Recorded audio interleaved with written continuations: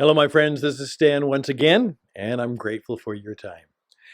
Hey, we're talking about What It Takes Radio. This is the new company, the new organization, which I've put together, uh, seeking partnerships in a variety of ways, but it goes back to my first love.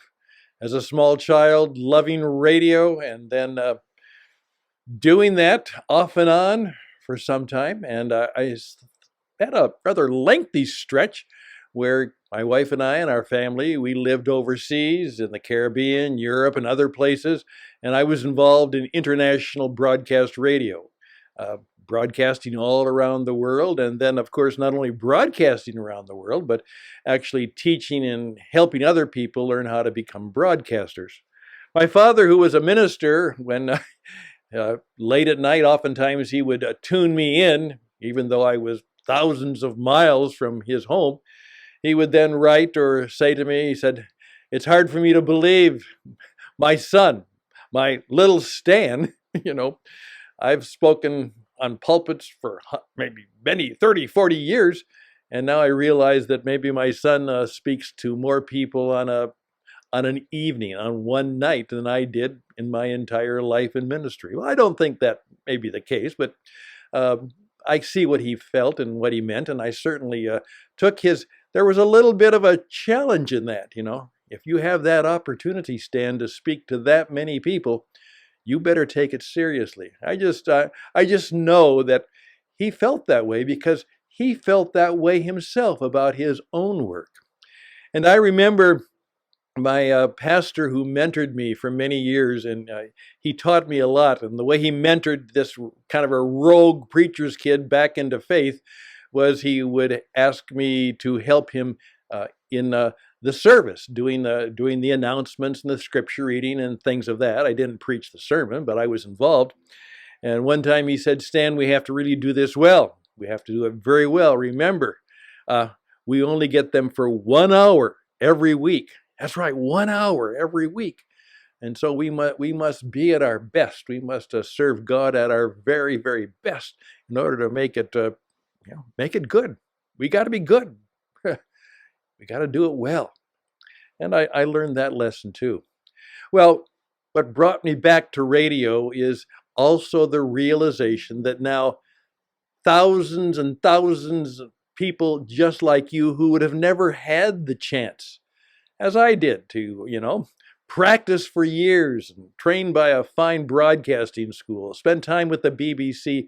Many of you who, you've always wanted to be able to maybe preach or teach or speak or in some way just entertain people. You now have access to your very own microphone, your very own camera, your very own radio station, literally, and of course, your radio program. You can do that now. And I'm here to help you do just that for the good cause that you are trying to promote, or the ministry you're trying to build, or the business you're trying to help grow, or the things that you feel are important that need to be said. All of that is very, very vital. And we're here to help you do that. And I hope you take my challenge as well as my opportunity seriously. But I also remembered something else that came to me, and because I saw this happen.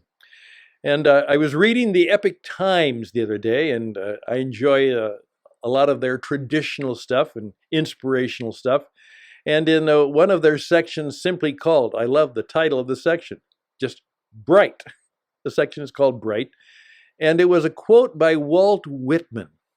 And with a little permission and a little bit of a paraphrase, may I say this: a writer and a broadcaster can do nothing for men and women more necessary, more satisfying than just simply to reveal to them the infinite possibility of their own souls. Can I say that again, and perhaps with a corrected expression and maybe even more sincerity and truth to it? Walt Whitman, a writer and a broadcaster, can do nothing for men and women more necessary and more satisfying than just simply to reveal to them the infinite possibility of their own souls. The possibility of our souls. I think one of the things that the enemy of our spirits and souls wants to do, and he's very good at it, is to believe that we are powerless, that we are nothing, that we can't do things.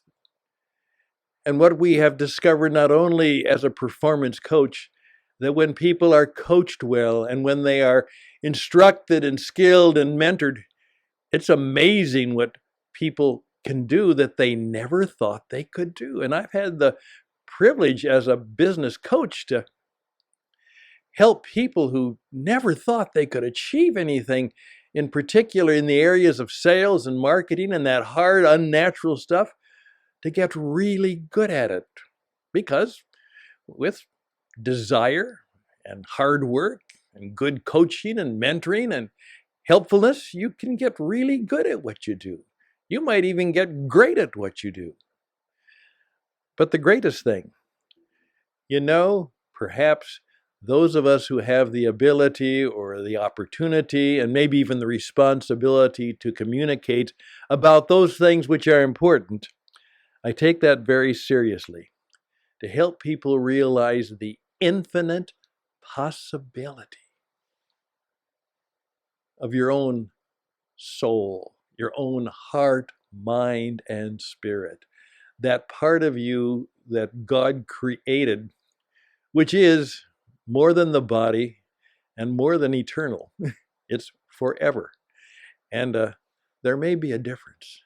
And what that is about is you have the spirit force and the possibility to do far more with yourself and your soul than you may have thought possible.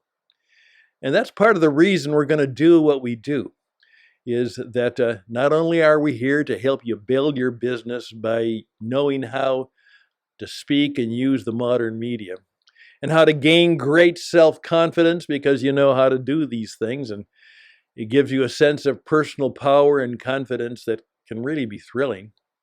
But at the same time, to understand that it will cause you to be able to express yourself and be able to find ways to have what is important to you, what matters to you, what is kind of the habits of your heart and the message of your mind, and perhaps the strength of your soul come out and be expressed. So on this day, I would just like to invite you, as I say, to get involved in the kind of work we do in helping people express themselves and use man's modern media, and to learn God's message and God's methods and your call to speak, and then learn how to do it well, so that perhaps you too could be a part of, helping people to realize the infinite possibility of their own souls. Let's do that. Let's see what happens. I think it might be amazing. I'm Stan Houston. Again, thank you for your time. Always close with a benediction, and I wish the best for you, and I wish that you will have more and more the power of self-expression and self-confidence to speak boldly, to speak the truth, and even do it with a smile, because you're not afraid.